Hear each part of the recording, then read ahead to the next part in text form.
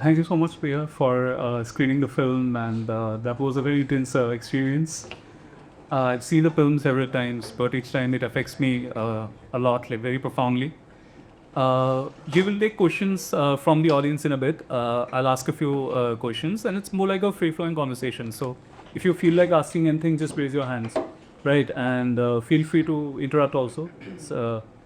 We hope that we can have a very free-flowing conversation rather than a very rigid Q&A, more in the spirit of your film. The first thing I would like to ask is something that I've often reflected on about your film, and especially your process. I mean, not just this film, but it's very prominent in this film, and you have also talked about it. You refer to it as the itinerant way of making films. Where where you work with fragments, and like your films are very experiential. The process is also very experiential, and the process is very important for you. Right. I mean, probably you don't follow a very rigid schedule, and you don't really start with a very rigid narrative. So making the film is also like a journey for you, which you have called, the itinerant way of making a film. So could you please talk about that in the context of this film? Yeah, I had no idea of what this film felt like to you, but every time I show the film, it's slightly terrifying because it works against like all of cinema, right? The way you're supposed to do it, especially in a film institute. I'm just like, oh my god, this is like, it's like disobedient cinema, which is why I'm drawn to it. It's just the reason why I make films that are always surprised, get seen sometimes. There's obviously also a bunch of things that don't. And I actually they weren't seen before for a very long time. I was working in this mode ever since I finished film school, which was a long time ago now. So I just kept doing it. There's a certain persistence to this, and certain sort of insistence on also having this as an experience of cinema, even though cinema is such a big word.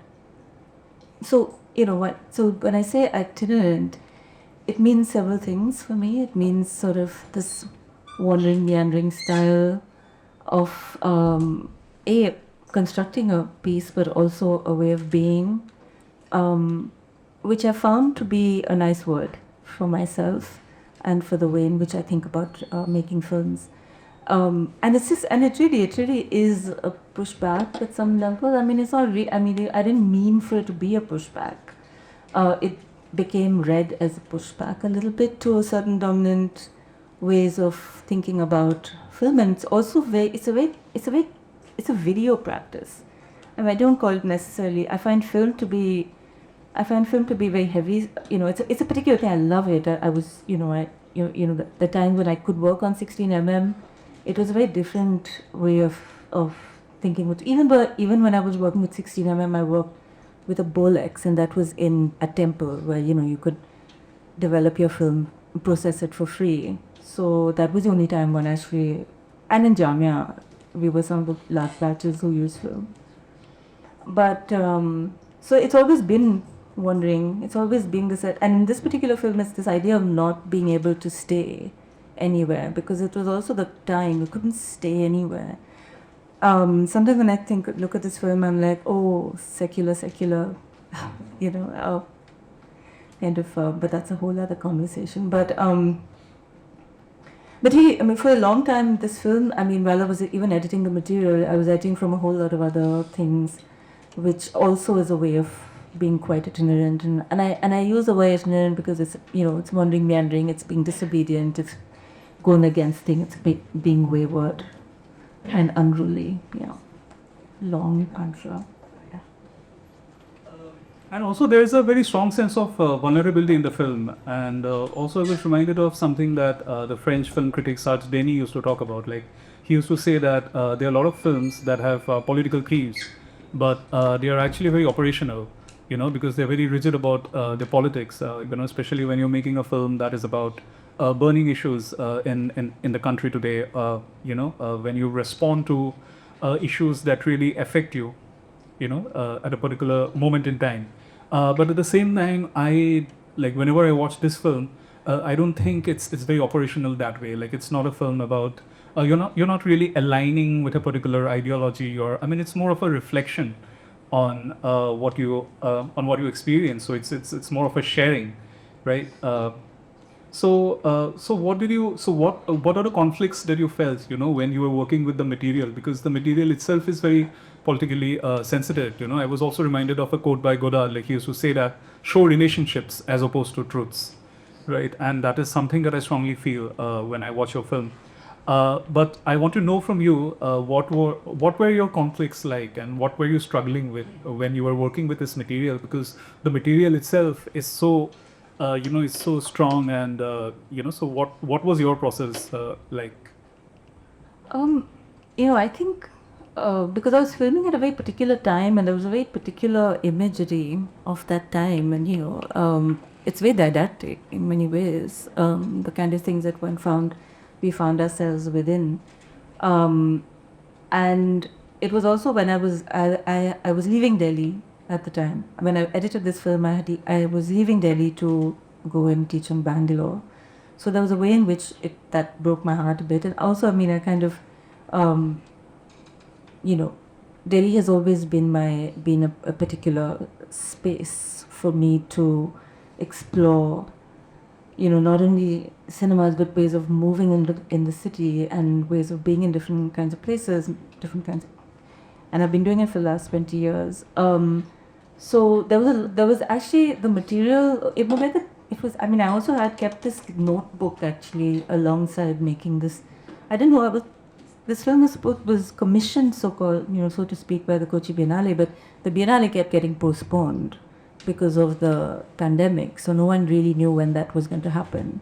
So it was ostensibly for the Biennale, but it wasn't for, no one knew whether it was happening. But there is this way in which like I said, I keep record. I think part of what I do is I keep record. I feel like there are certain things that one should, film just for oneself, and so I've been doing that work for a very, very long time. So it kind of like it's half keeping records, half documentation.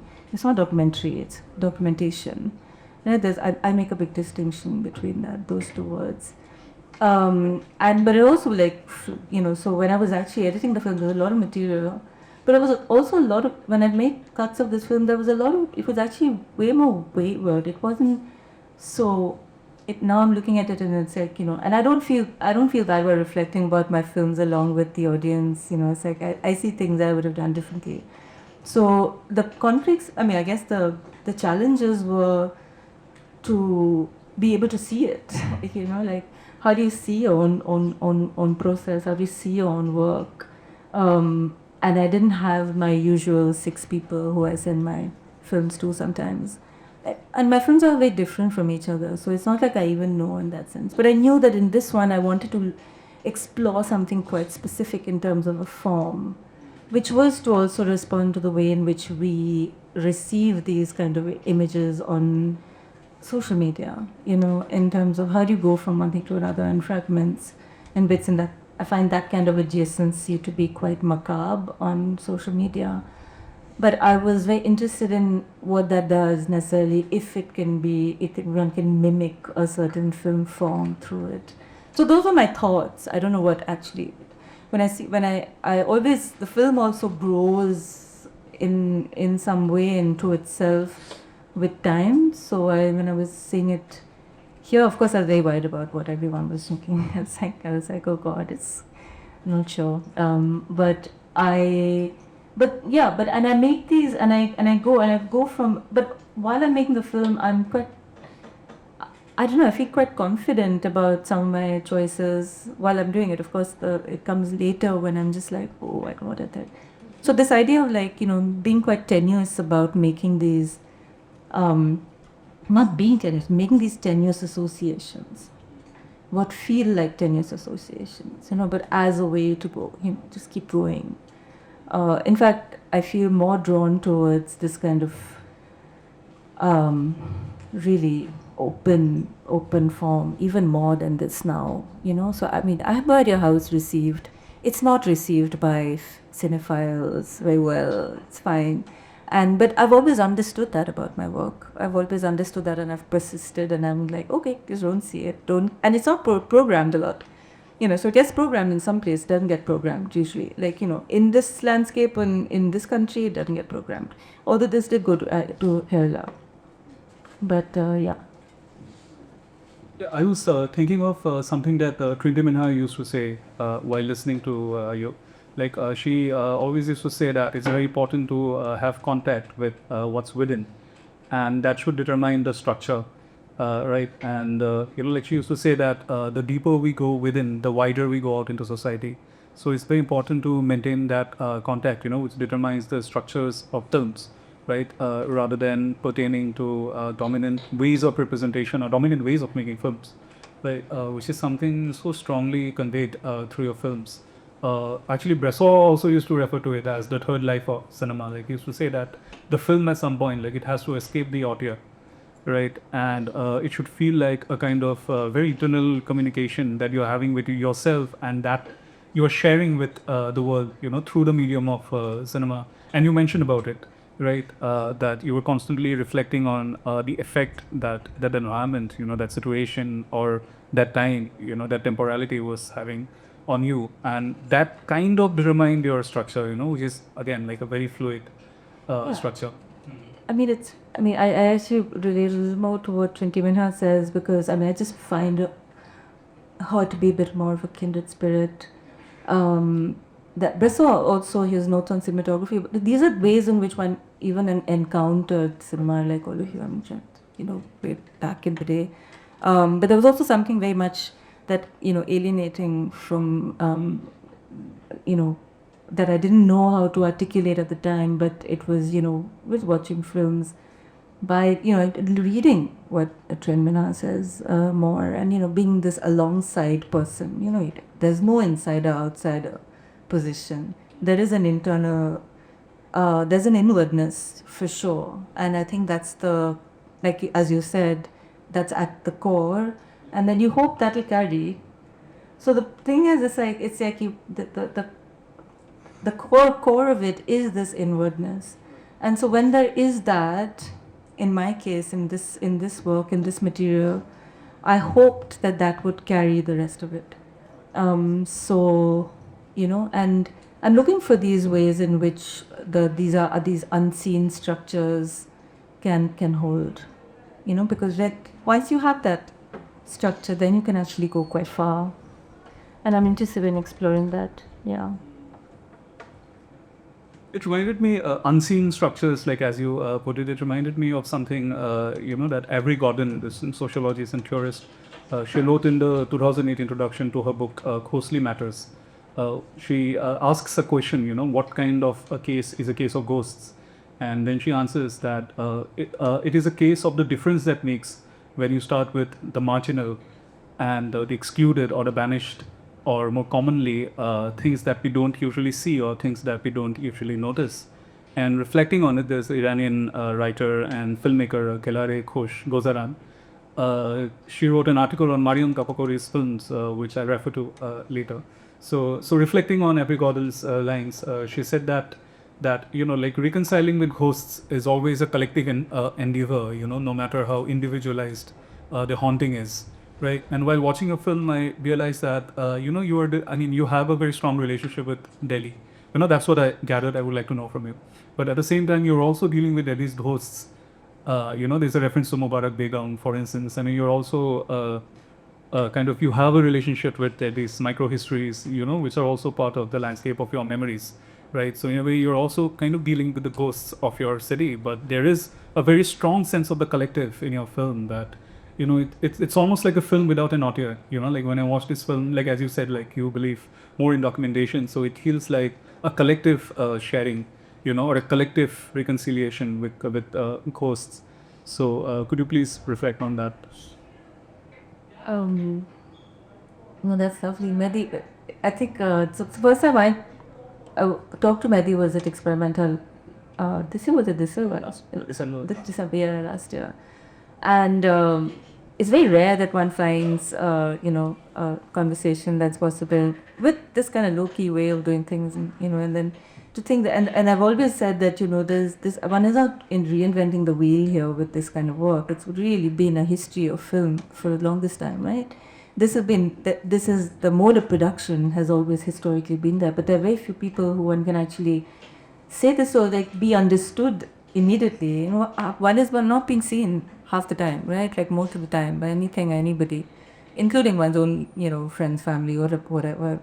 And but then when that happens, it really feels like when you're understood, you don't have to do much. So that's what I. So then, for example, I don't have a relationship with Kolkata like as much as, even though I was born here, even though my mother lives here, my parents have lived here, my mother lives here now, and but it's very particular. But I also kept leaving, and so I didn't spend long periods of time here and there. Anyway, but all to say is that I could have that same relationship with this city, because this is really the city in which, there's so much. Somehow it is opaque to me.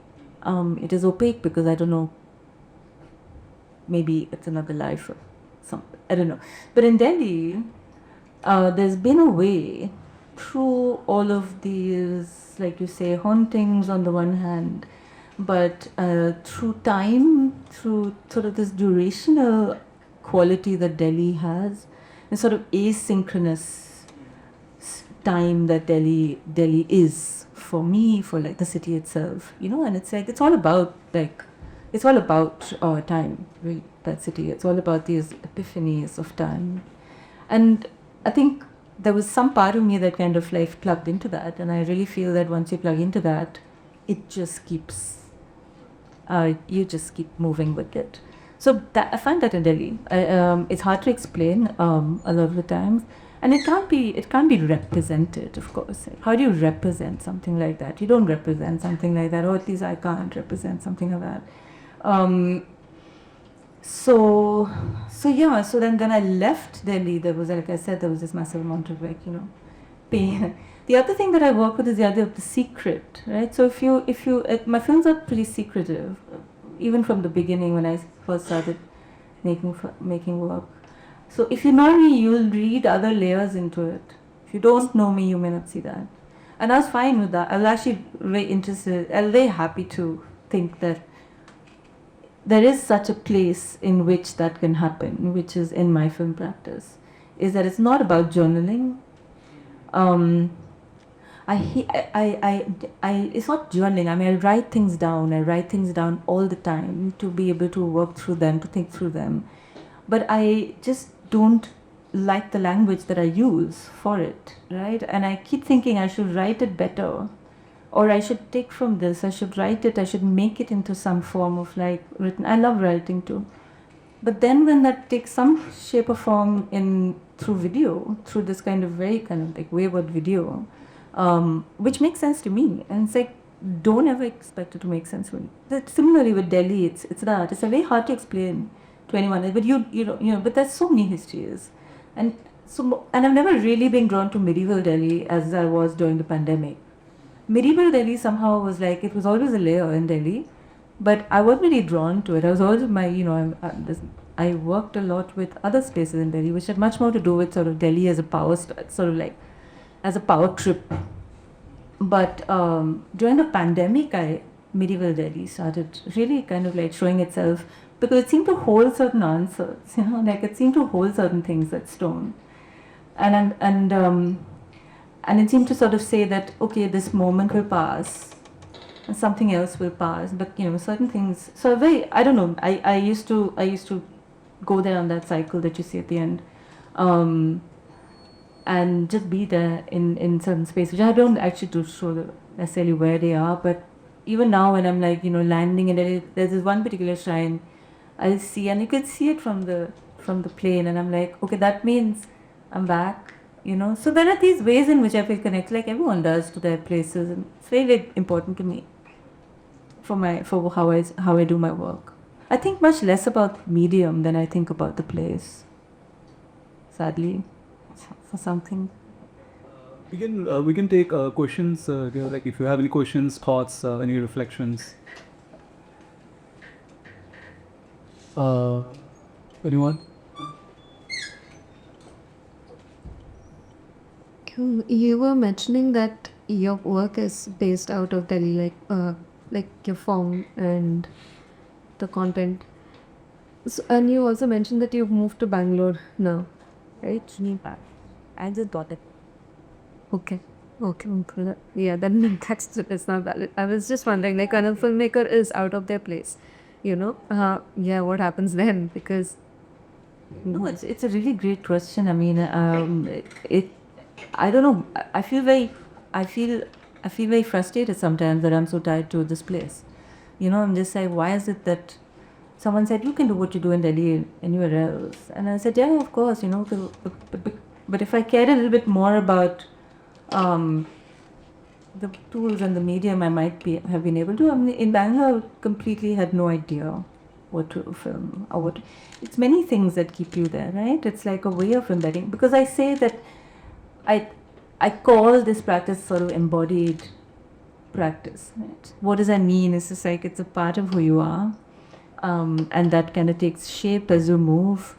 But one is very outside of oneself in certain places, which is fine too. It's like, but it wasn't possible for me to do very much. So I do other things, like I've watched, and then I was away at a fellowship, which was even more disembodied. It's like I had no idea how to film somewhere else in a different country, so it's impossible. So I even though there was I started working with Super 8 film again because I wanted to, that those kinds of things. But it's frustrating to be so tied to this place, and I'm trying to break out of it a bit, but I'm not sure how that's going to happen. I'm trying to break out of it. do you see it as a curse? And No, not necessarily. I just see it as a bit of a constraint right now.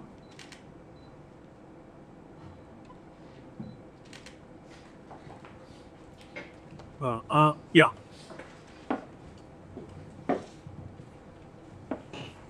You mentioned your work is more of documentation and not documentary. I wanted to understand what you mean by this. Like, is it more instinctive for you to record? And what are those moments or what are those times when you feel the need of documenting that? It's not. It's not most. It's not more document. It's not document. It's also documentation more than documentary. But documentation is not the only mode, right? So there are also ways in which I am very aware of cinema. So like there's one film which is like a half an hour long take because I'm very drawn to this idea of a long take. Lots of things. So but it's a for a certain. It's not. It's not. I would hope that it's not just an awareness. It's like a documentation with a certain awareness, right, of why it is that you are actually giving this image a certain kind of meaning while you're filming or something. It's like you all do. But why is it that something completely banal seeming on the one hand might take on a certain urgency to be filmed? That's on the one hand. The other, so when there's that all in a lot, just in terms of something that you're thinking of. But I do find it a little bit sometimes. I did find at that time an actual need to just have images for what was happening to us, to this place, to this collectivity that we first had and then it stopped, to the people who led us through the protests and then disappeared, and we found them on Zoom. So who takes an image on Zoom? Like, you're not supposed to do that as filmmakers or not. But, it was very important for me to have that image of these young women who had encountered at the protests, so it's a certain, it's like, this idea of like, what is the examined life?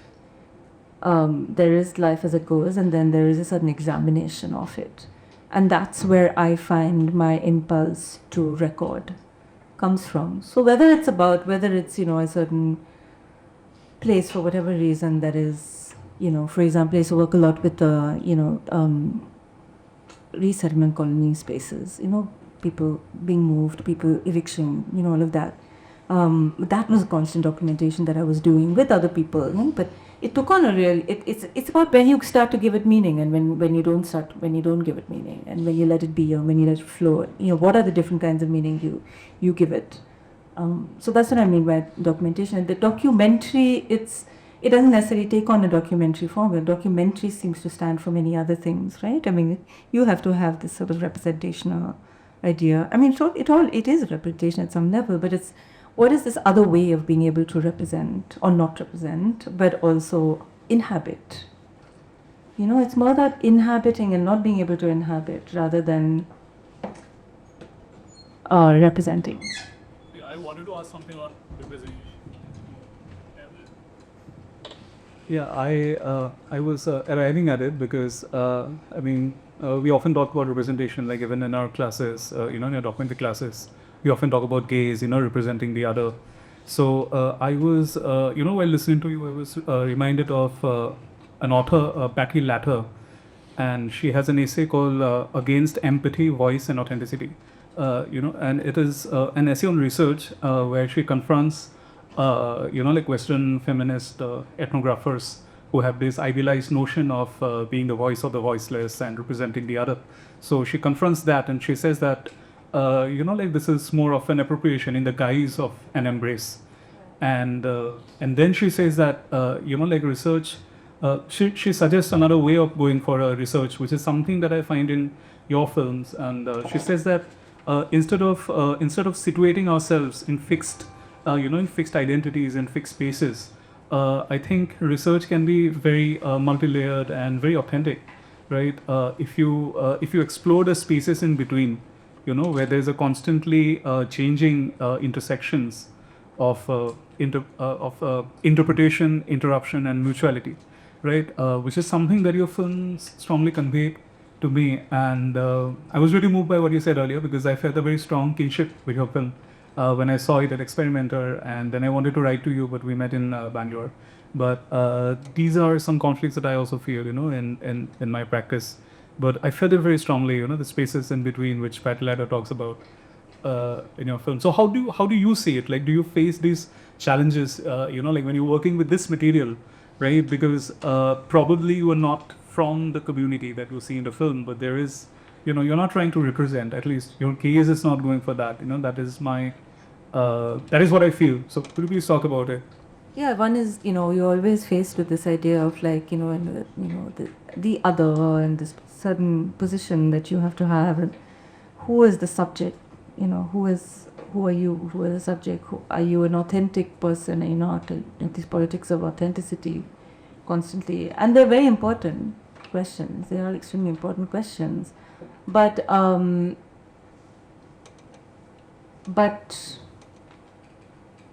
this idea of like always having to be an insider is not possible. Okay?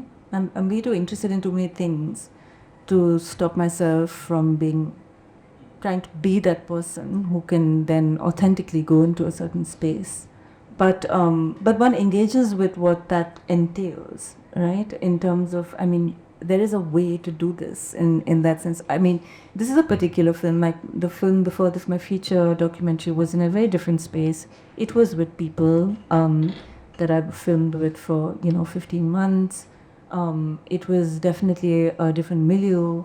It was a different class of people. So how do you then take that on? Like what are the kind of like ethics? What are the kind of film, like cinema answers those questions sometimes. Is that how do you film then? And what is that? What entails this gaze? What is the gaze? I don't want to get into too many details because one can go on about it. But where do you film from? Like who are you? But I often used to think whenever I used to teach, and I teach once in a while. There's this big anxiety of like when you enter, especially film students from our milieu, would go into another space and and be really stressed that the cameras, one is changing the situation, but the cameras here is changing. No one's going to be themselves. Everyone's going to be aware of the camera, this and that, and we basically we were just like actually that happens for about 5 minutes, and then after that something else happens, And it's that something else that then unfolds. And if you then tell yourself that actually I am the one who's being changed, rather than having this power to change, then something else does happen. So this idea of transforming yourself while you are doing the filming, or being in a situation where that needs to happen. I know that it sounds a little esoteric sometimes when I say this, but it's not actually. It's like actually the more you film, the more that tends to happen. It's almost, yeah. So it's not always a self-conscious position that you need to take. It's a conscious position. It's not necessarily self-oriented all the time. So I tend to do away with those ideas. All this auteur, self, there's something very narcissistic about filmmaking in any case, right? So you also start to sort of question where that comes from a little bit. And that comes from many things. It comes from my experience of like life and relationships to film. Anyone? No, I mean, because what you're saying provoked me to ask. And because what you say, it's very like autoethnographic kind of journey where you are allowing yourselves to transform with a interaction and always, I mean, a camera is a two-way communication, and it's almost the other person is a black hole because it's not visible. I mean, absorbs everything, and so I mean that's what is very elative when you say that it allows me to transform. I was having some observations. One is that it's very interesting to see that little bit of Calcutta that come in a film. And it almost at some point of time a reflection looks like a scanner of that white light, almost not being able to, I mean it's not a very crisp image.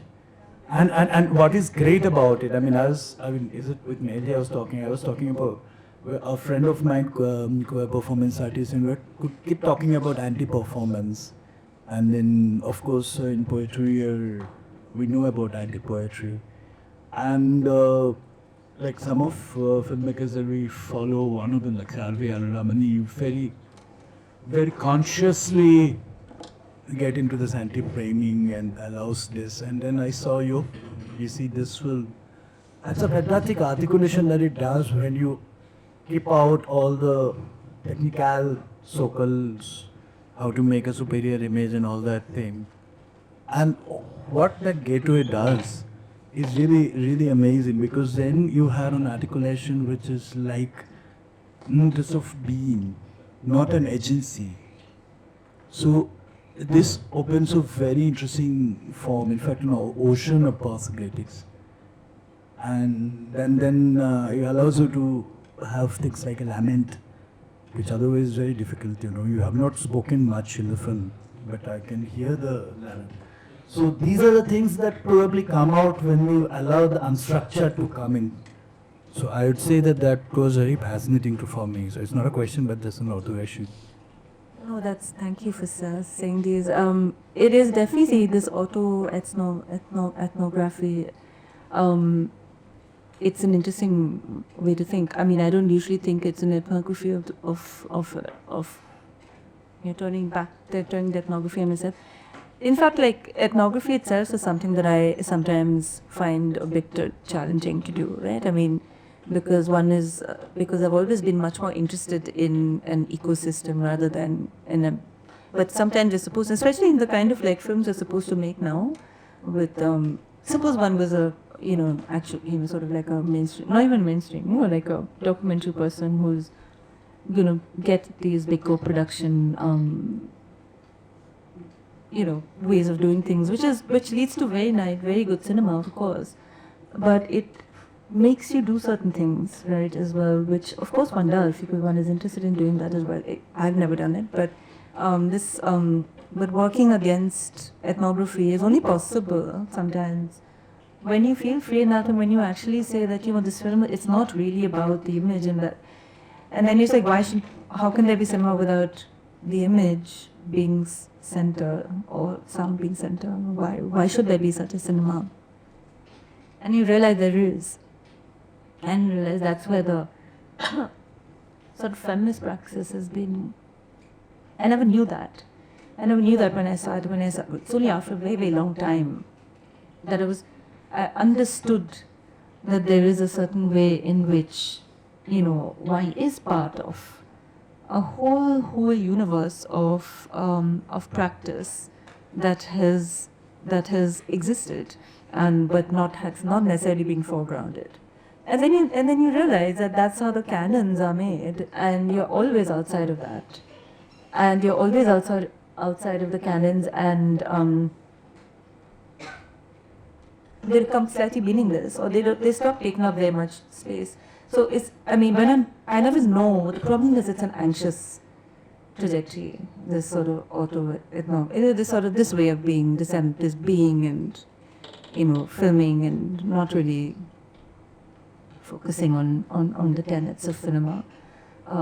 Because you never know when it's going to happen next. You never know. It's never funded. Where you work, you get your films, or make your films. Even the kind of commissions you get is tiny stuff.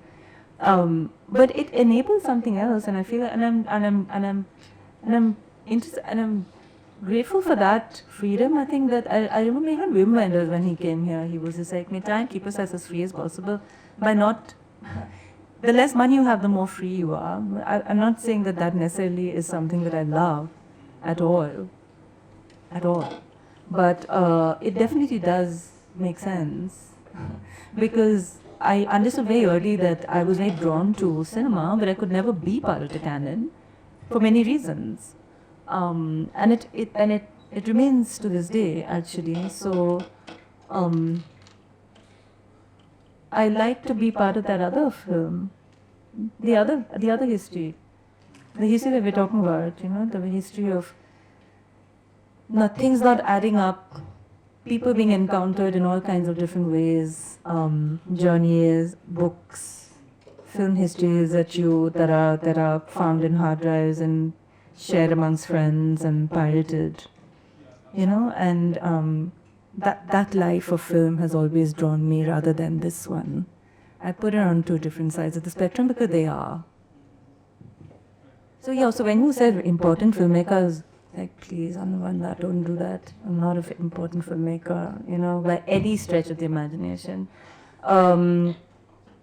But I like to do this, and I probably will do this for a while, but yeah. It is important. This might be important here in this space, yeah. And that's why with the students but I worry about, because certain things I also read, I look at this film, I'm like, wow, it's like you're mixing faith and protest together, and you're mixing a lot of faith and protest together. And that is usually a no-no, but then you realize the protest is about the faith, and then why not?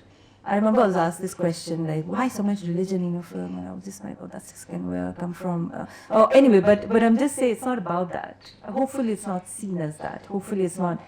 That's when I feel like, because I'm not representing it, because I'm kind of inhabiting some of this, it shows this relationship to be slightly different from being read as faith and protest, and these ways in which you silo it. Analysis or something. Anyone else? Yeah.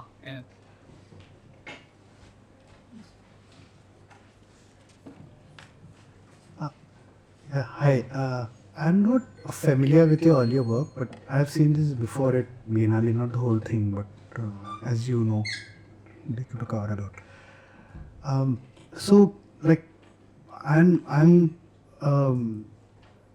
student of I've graduated from the same school, but we have been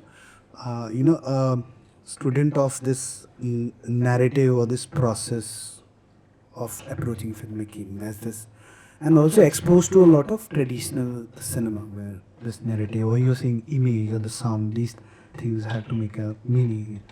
So I'm not seeing your other work, but while shooting this film and while editing, that's a little more about the process. You said a lot about it, but a little more in a practical way. Do you ever face this layer of the narrative, or this is how, you mentioned how some films are made, like the international documentaries, especially in a subject like this, which has a lot of political relevance, which everybody, like an international co-producer or a producer, would be interested. Okay, I want to make a film of this. And there are other prominent filmmakers of India. Almost all prominent filmmakers in India were there shooting, and some have made films, and some are in the process. So during the process, how do you navigate around this layer of the narrative, the layer of the mainstream storytelling? I mean, that's where it is. So basically, narrative is how I think.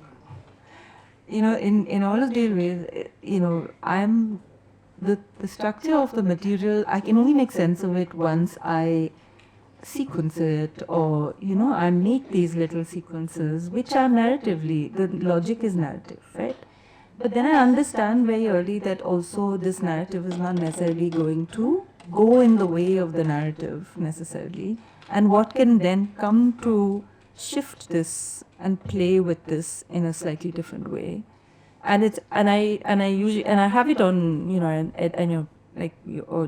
I have like post-its, and it's real physically trying to put things next to each other and seeing, and it's all the same. It's actually the same process of narrative, right? Because that is the logic that I have somehow been trained in also, but have understood, so and it's the first layer usually for me. So once I understand that I can make a sequence, and I can make sequences that go from one thing to another, and then I look for ways to interrupt, and it's not just for the sake of interrupting it, right? It's like, what is this, and I had to step away from it for a long time, so it takes me a while to do things, but the idea is also to move away from it, to see it for what is emerging, and even now, I think sometimes I make very obvious choices, which are very driven by my narrative, by narrative, so definitely the actual process of editing is very similar to how you would work in, a documentary or narrative, or whether it's a, big film, small film, none of that. But it's only later that something else starts. There's another layer, right? I really struggle with when that layer starts to emerge, because I stop seeing it, I can't see it. Right now I'm trying to edit something, and it's a complete and utter mess. What I do have are these narrative moments, and the narrative moments do nothing beyond the point, at least in my material. They don't do, because I don't pursue it. So it's how you shoot also, it's what you're writing, it's what the story is to you, it's how you're doing that work. And if you're not doing that work, then you can't possibly be editing with that work later. So, and even like when I was in film school, even though the Temple, Jamia, was a long time ago, and even Temple, thankfully I came into this idea of sort of experimental personal film then. So I started doing all my work around those ideas rather than, this heavy thing of narrative or documentary and having to choose, and having to always choose between narrative and documentary, and like whatever that meant, fiction and non-fiction. These binaries of film that you're constantly given in cinema. Like you do this, and then if you do this, you're this kind of person. If you do this, then you're that kind of person. And if you do that, then there's a whole other set of things that you need to be doing. And all of that felt really daunting to me, just as a person who wanted to actually be with cinema. So I was like, should I film? So it's, I have to film. I have to edit. I do the sound. It was a bit loud. But I take chances with sound. None, yeah. So what I'm saying is that the editing happens in a very, in like all editing happens. And narrative is my first layer, definitely, for sure.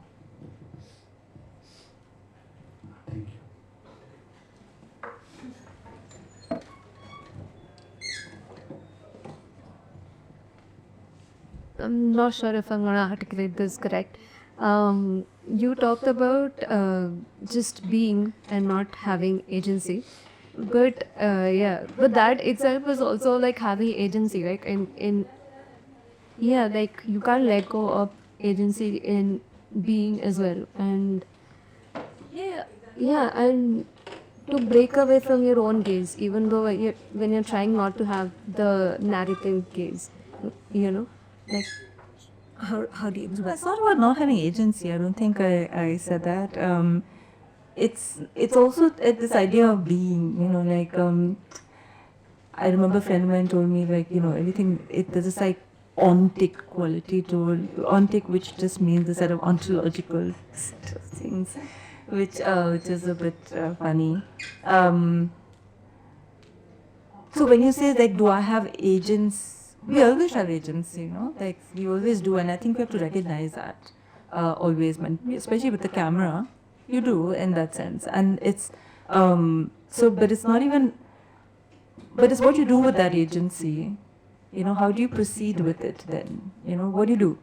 You have the agency, you have the camera, you have the people, you whatever, and then what are the choices that you can't possibly make or not make? And then a lot of the times you're doing it exactly the same as everybody else is doing. As a person who's swimming, right, especially during the protests, where everyone was swimming, like everyone was swimming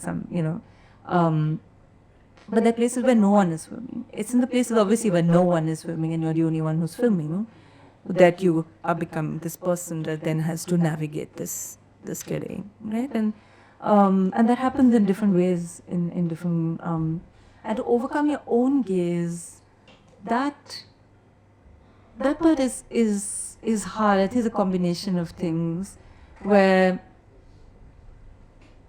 it's got so many steps, right? If you're in a space, you're trying to sort of be there, do this work of, getting past your own constraints as a person, the constraints of somebody else seeing you. But then what I realize is that at this moment, everyone has the capacity to film. So usually when you're filming, there are hundreds of other people who are filming with their phones or anything like that. And I film a lot with that, lots of different kinds of things. So I have managed to, but it's not easy. Each time it's different. It's a negotiation. So there's nothing. I don't think you can get past that negotiation at all ever, and I don't think you should, because it shouldn't be easy, because if it was easy, then I don't know what that would be, because it's not easy. Even this kind of work is not ease. It's actually great amounts of discomfort. So when you start to say that, you live within this great discomfort within yourself and everywhere that you're in, they will still produce something. Because the world that we live in is not going to make it very easy or something, and then the world that we live in is not going to let many things happen. So how do you actually then tell yourself that you still will? And so I'm just saying that these are some of the ways in which I have to talk myself into these things. It's not easy. It's never easy. And after all these years, it's not easy. It's not easy filming, it's not easy editing, it's not easy doing any of it, Yeah. So, I have a final question, but before that, if anybody wants to ask, it. Anyone else, if you don't mind, somebody who hasn't asked, anyone else? I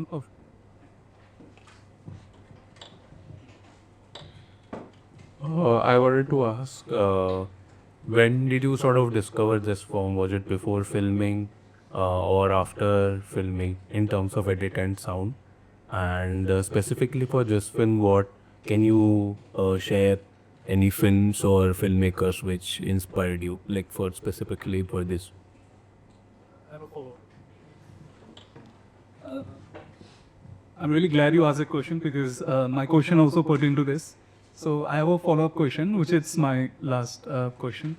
Because we have been talking about your form and the fact that it's so fluid and it meanders, but also at the same time we have also talked about narrative, the question that Kenneth asked, because in Indian film schools, the FTI, SRFTI, there is a major emphasis on dominant narrative cinema, be it art house or mainstream or whatever, but there's an emphasis on narrative cinema, a certain kind of narrative cinema, which aims for an aesthetic perfection of sorts, if I may put it like that. But I think your work can be situated within a broader feminist or queer feminist history, you know, where a lot of filmmakers have experimented with form in similar ways, with different results, of course, I mean, which resulted in multiple different forms. I was thinking of some filmmakers like Barbara Hammer, for instance. She was a queer feminist, like she used to call herself a lesbian filmmaker. And she used to, like she used to complain about the fact that, like in a lot of Hollywood films, you see lesbian women, but they are also part of the narrative schema, right? I mean, they don't really have their own agency, or like as Laura Mulvey said that, like women are the bearer of meaning or the maker of meanings.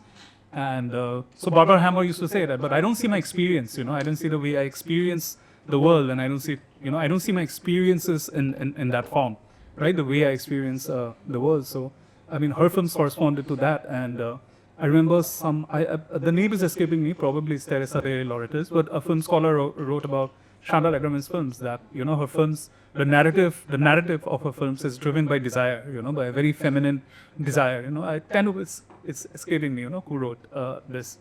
And also, I was thinking of Jocelyn Saad, who is a very, like well-known political filmmaker, like if I may use that term, even though it might be a bit reductive, a Lebanese filmmaker who documented extensively, what was the situation in Lebanon in the 70s, 80s, the Lebanese war, Israel-Lebanon conflict and Israel-Palestine conflict, and she's a very important filmmaker.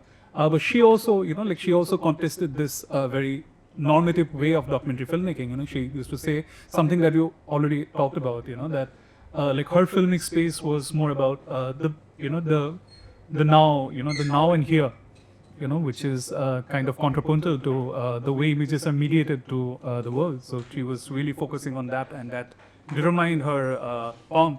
So I believe that even though maybe within this context, or within the context of dominant narrative cinema, you're probably a stranger, but in the context of a broader queer feminist history of filmmaking, you're no stranger at all. It's true, actually. Thank you for saying that. It's absolutely true. I am no stranger at all. And it was a realization much later, because one only had a certain terrain to work to be viewed within, and you just kept coming up with a blank. I mean, you just kept doing. But I think for me, that one of the greatest mirrors to what I was doing. One was, the kind of films that I started watching in film school at Temple.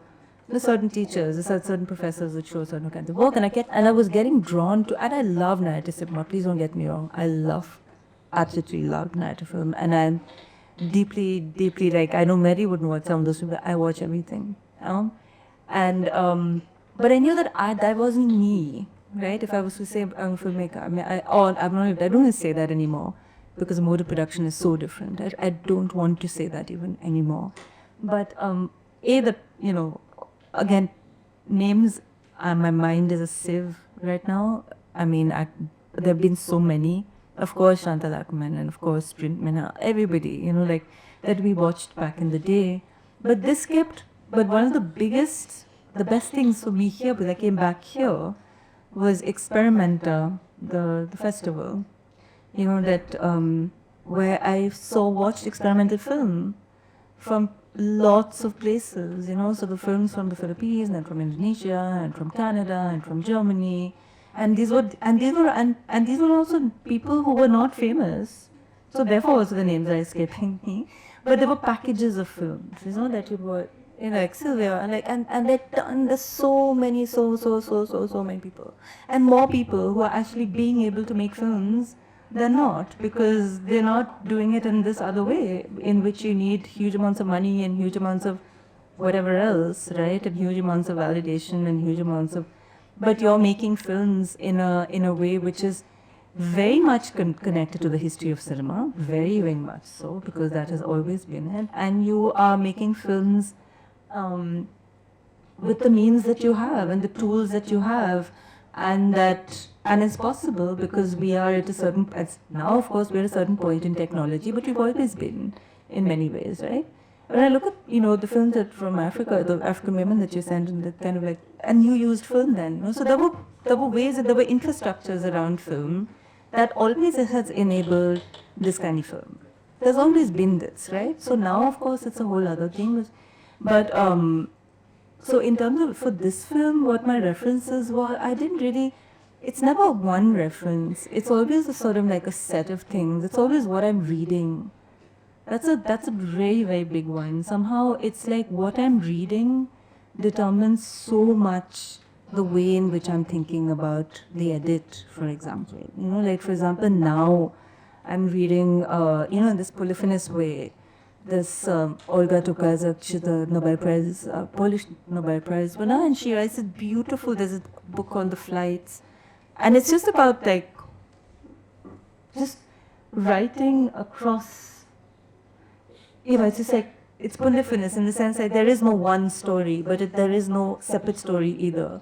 So it's a very big, it's beautiful text, and many, many different ways in which, and that is really influencing how I'm looking at my material. So even when I was working on this film, I was reading things that made me almost, it was like you inhale that structure. You just say, okay, this is the structure. Structure is going to be adjacent. It's about adjacency. So instead of saying this film is about this, I like to think of the structure as being this. So I was like, I need to work with fragments because that's the material I have, right? Because the material you have is so different from each other. Then you have to weave it in a certain way. And so it's a bit complex. I mean, you'll have your own way of doing it if you ever think of working in this mode. But because I've been doing it for so long, I'm also not worried about how it's going to be seen, and if it fails completely. There's so many failures, so many, so many trailers, so many things that have been edited and have never seen the light of day. So when I'm very used to it in that way, so I'm not anxious about any of that. But and I think that there's something about this idea of being a stranger, and I read actually just in Isabella Hamad's essay on Palestine called "Becoming the Strange," recognizing the stranger, and then she talks about this idea of like it's kind of a political thing sometimes, like you to remove yourself sometimes from this very dominant political hell that is playing out, and to insist a little bit on being outside of it a little bit, to exile yourself, to produce that. You exile yourself from what it is that you're surrounded by, because there is no need to be within it, So, and I think that really has been one of the ways in which I've been thinking about this practice for a while. So this. I have no desire to necessarily be part of the canon, or be read easily, or be seen. Yeah.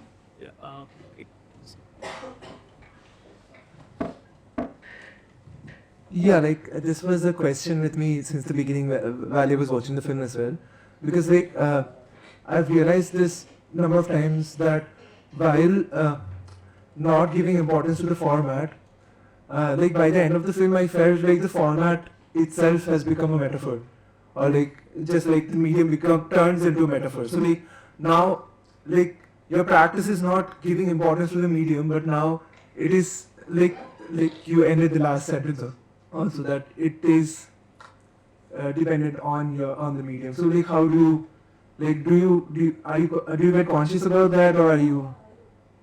I totally do. I definitely say every screening is really terrifying. I start seeing it from the audience's point of view, and I'm just like, oh God. Yeah, I heard. Difficult. Exactly, I wanted to add when you were telling the canon felt daunting to you when you were in film school. I feel like this is way more, this inward journey is much more, terrifying. I feel like. Yeah, that's scary. I mean, it's scary to see it. It's scary because it's like I said, so inward. To then show it to people is very scary. Continues to be that. It continues to be something that I am not comfortable with being in the presence of a lot of the time, because it's almost like, you're revealing yourself. Like, your film says more about you than it says about anybody else, right? So that kind of revealing is also something which is hard when you know that you have worked in these completely unruly ways, and that your whole way is that, then you're just like, oh, how is this going to be comfortable? So it isn't. It's never comfortable. Yeah. Yeah, makes sense.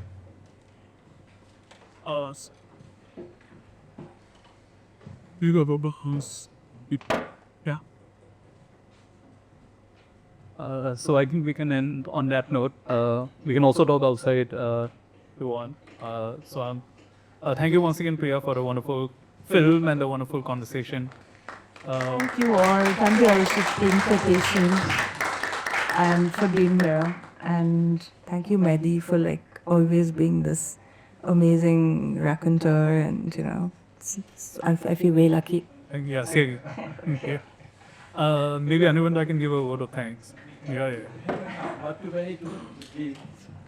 Thank you very much. Thank you very much for this awesome conversation after the film, and it was really very enlightening to see how filmmakers' mind work. I mean, it's very interesting. Like in our previous, we have three solitary women filmmakers who made all of this. Like we started with Renu Savan, her film, and in the where is it? Konkan, Ratnagiri, where she negotiated everything on her own for 1.5 years.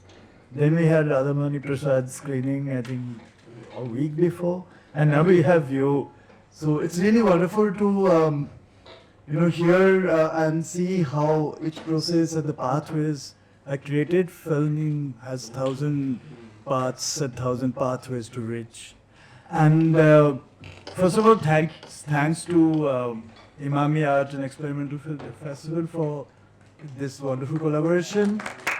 We have to thank Usmita Kahu, Principal Curator of Emami, and she is unfortunately not here.